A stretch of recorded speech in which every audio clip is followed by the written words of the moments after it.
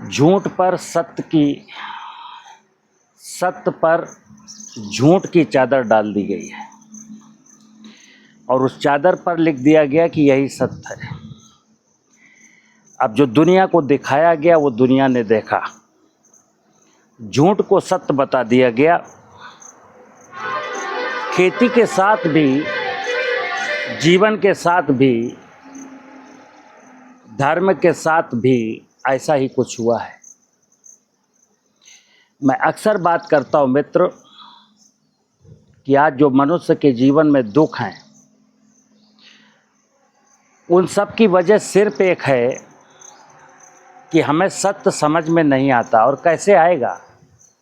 जब झूठ को सत्य बता दिया गया, सत्य को झूठ बता दिया गया, यानी कि आज का जो झूठ है उसको कहा गया सत्य है, आज का जो अधर्म है उसको कहा गया धर्म है।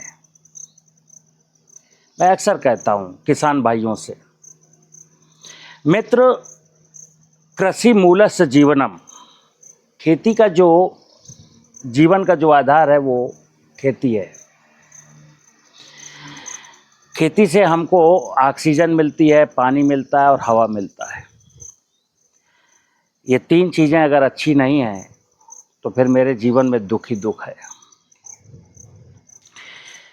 आज सत्य का मतलब कागज़ का नोट, सनातन का मतलब कागज़ का नोट, धर्म का मतलब कागज़ का नोट, खेती का मतलब कागज़ का नोट, हर काम का मतलब कागज़ का नोट। परमार्थ के कारणे साधुन धरो शरीर, मनुष्य का जो जन्म हुआ है वो परमार्थ के लिए हुआ है।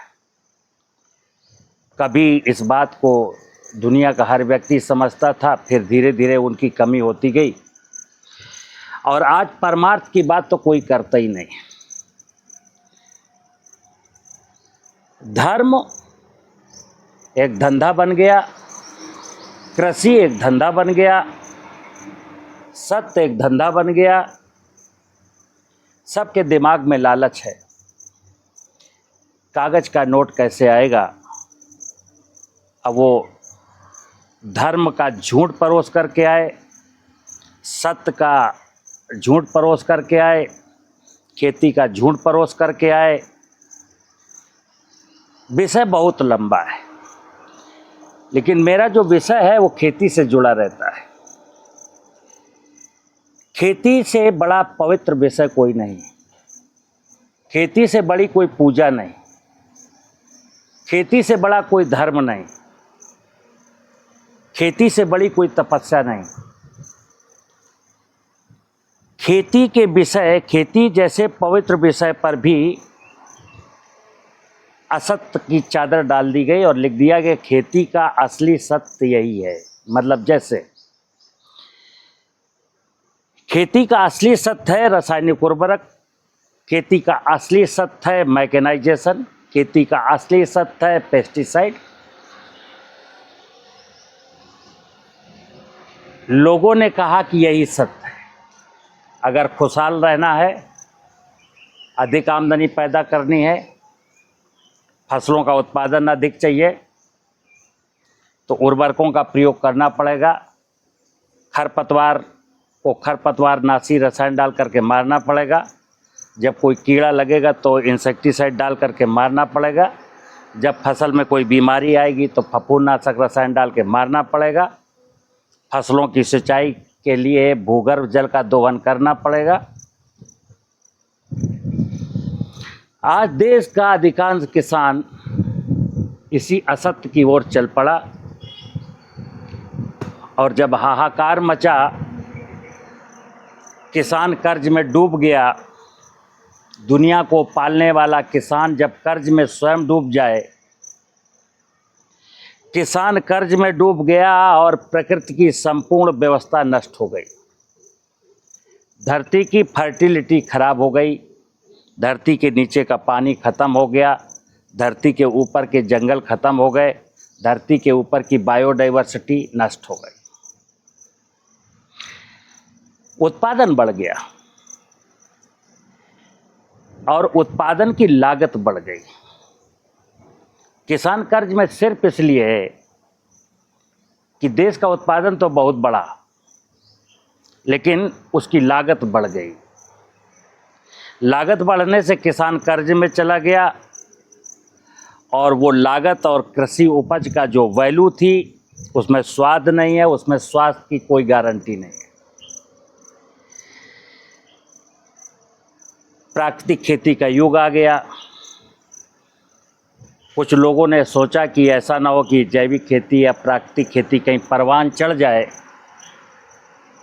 तो उसको भी फेल करने के जतन लगा लिए गए। मतलब प्राकृतिक खेती की बातें भी बताई जाएंगी और प्राकृतिक खेती ना हो पाए, किसान कर ना पाए, किसान को प्राकृतिक खेती से कोई फ़ायदा ना हो, ऐसी एक कार्य योजना भी रेडी है।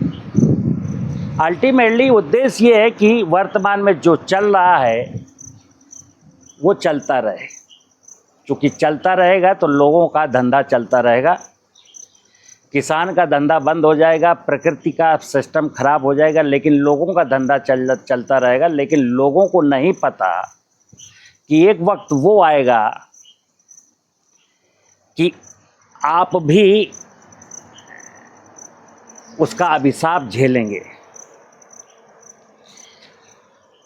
मैं मित्र अक्सर बात करता हूँ प्राकृतिक खेती की। प्राकृतिक खेती है क्या? प्राकृतिक खेती क्यों करनी है? हमारा लक्ष्य क्या है?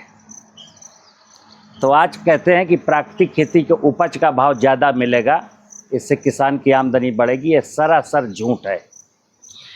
दुनिया में, देश में कोई प्राकृतिक खेती करने वाले को उपज का सही मूल्य देने को तैयार नहीं है।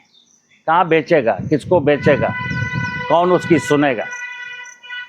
लेकिन हाँ, जिन्होंने पंजीकरण करा लिया है, प्राकृतिक खेती का पंजीकरण कराया और कर केमिकल फार्मिंग रहे हैं, तो उनको अधिकार हो गया कि वो एक लोगो लगा करके अपने प्रोडक्ट में नेचुरल या प्राकृतिक या जैविक लिख सकते।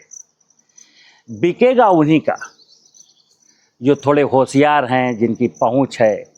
एक आम किसान अगर कोई प्राकृतिक विधि से कोई फसल उगाए तो उसकी बिकेगी नहीं, उचित मूल्य पर नहीं बिकेगी। मैं अधिकांश कहता हूँ प्राकृतिक खेती का जो लक्ष्य बताया जा रहा है वही गलत है, तरीके बताए जा रहे हैं वो भी गलत है।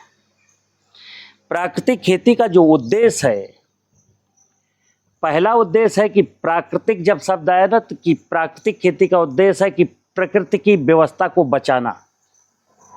और प्रकृति की व्यवस्था क्या? 3 व्यवस्थाएं हैं। जमीन की फर्टिलिटी को बचाना या बढ़ाना, भूगर्भ जल का दोहन रोकना और वर्षा जल का संचय करना, और बायोडाइवर्सिटी को खूबसूरत बनाना। क्यों बनाना, ये क्यों करना? जमीन की फर्टिलिटी बढ़ जाए, भूगर्भ जल स्तर ऊपर आ जाए, जैव विविधता बच जाए। क्यों? क्योंकि खेती निरंतर है। जब तक इस धरती पर मानव सभ्यता रहेगी, लोगों को भोजन की जरूरत रहेगी। और किस भोजन की? आज का जो भोजन है, क्या वो भोजन मानते हैं? भोजन है कि जहर है? आज देश में मैं कई बार बोलता हूं कि कुल जो 22 लाख करोड़ रुपए का कृषि उपज होती है, उसमें 4 लाख करोड़ रुपए के फर्टिलाइजर हैं, सिर्फ यूरिया और डीएपी, और 6 लाख करोड़ रुपए मूल्य के पेस्टिसाइड हैं, खरपतवार नाशक, फफूंदनाशक और कीटनाशक। इसके बाद डीजल कितना है, मशीनरी कितनी है, वो अलग की बात है। तो ये जो केमिकल हैं, जो केमिकल मैं डालता हूँ, उसके भोजन में रेजिडुअल इफेक्ट है, और वो खा के मैं बीमार हो जाता हूँ। शरीर से भी बीमार हूँ और मन से भी बीमार हूँ। एक सपना है सबके दिमाग में कि ऐसा करने से कागज का नोट आएगा। जो सपना किसानों को दिखा रहा है, उसके पास तो कागज का नोट आ रहा है, और जिसको सपना दिखाया जा रहा है वो कर्जदार बनता जा रहा है। तो प्राकृतिक खेती का उद्देश्य, लक्ष्य जो मैंने बताया कि जमीन की फर्टिलिटी को सुधारना, भूगर्भ जल स्तर को बचाना और बायोडाइवर्सिटी को बचाना। फायदा क्या होगा? कि हमको जो अनाज मिलेगा, हमारी कृषि की उत्पादन लागत घटेगी, हम जो भोजन करेंगे उसमें स्वाद आएगा, उसमें पौष्टिकता होगी, बच्चों का भविष्य उज्ज्वल बनेगा। करना क्या है, कैसे की जाएगी, क्या करना, कुछ नहीं करना, सरल काम है। जब मैंने कहा धरती की उर्वरता को बढ़ाना है, तो उर्वरता को बढ़ाने के लिए क्या, दो चीज़ें हैं, कार्बन और जीवाणु। ये ज़मीन में मैं कहता हूँ ह्यूमस बढ़ाना है। ज़मीन में अभी ह्यूमस या कार्बन 0.3% है, इसको बढ़ा करके 1% से अधिक करना है। क्या करना है, अधिक से अधिक कार्बनिक पदार्थ डालना है, खरीद करके नहीं, जो खेत में होता है वही, खरीदना नहीं है। मैं फिर बोलता हूँ, मैं देश के किसानों से कहता हूँ 1 रुपया भी बाजार जाना नहीं चाहिए।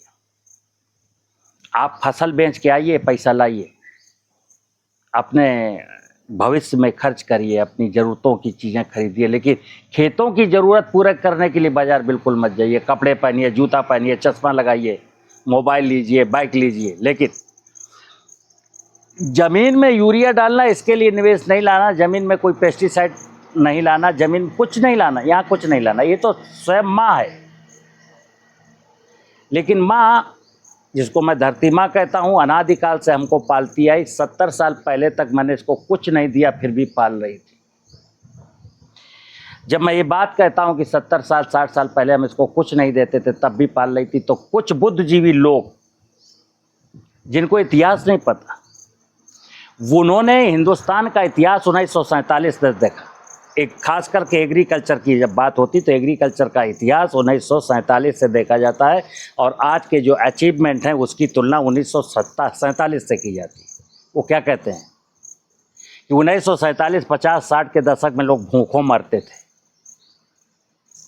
इतिहास देखना तो पीछे चले जाइए ना, 17वीं शताब्दी तक यहाँ कोई भूखों नहीं पड़ता था, मैं दुनिया को खाद्यान्न भेजता था।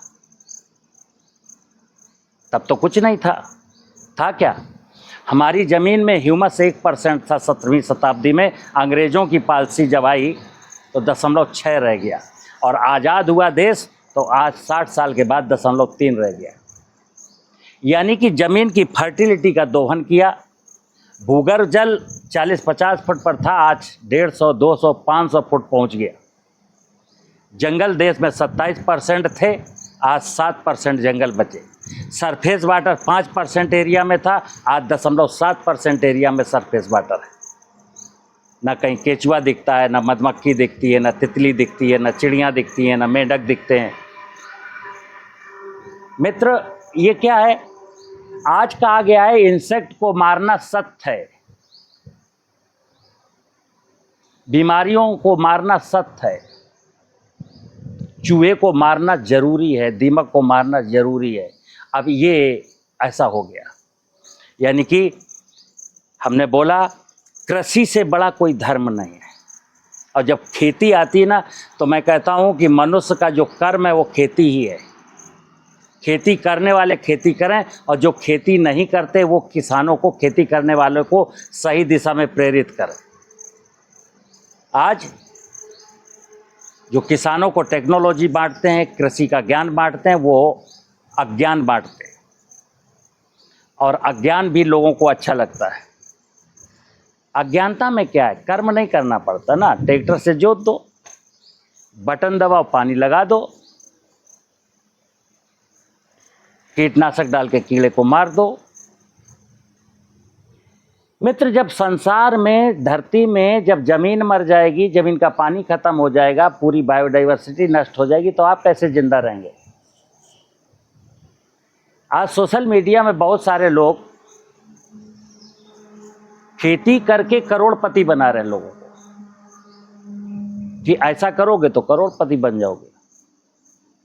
भाई, सवाल एक आदमी का नहीं, एक आदमी ने कुछ भी उल्टा सीधा करके करोड़पति बन गया होगा। सवाल देश के 14 करोड़ किसानों का है। ये 2, 4, 10, 20, 50, 1000, 500 उदाहरण सब पर लागू नहीं हो सकते, क्योंकि हर व्यक्ति चालाक नहीं हो सकता, हर व्यक्ति चोर नहीं हो सकता। अभी जिसने करोड़ों रुपया पैदा किया है छोटी सी खेती में, वो चोर है, चालाक है, चाटुकार है। बड़े बड़े लोगों के साथ मिलकर के धंधेबाजी करता है, या कहीं से नंबर 2 का पैसा लाया नंबर 1 में कन्वर्ट करने के लिए ऐसा ड्रामा करता है। किसान भाइयों, आज अगर आप नहीं जागे तो कल जागने लायक भी नहीं रहे।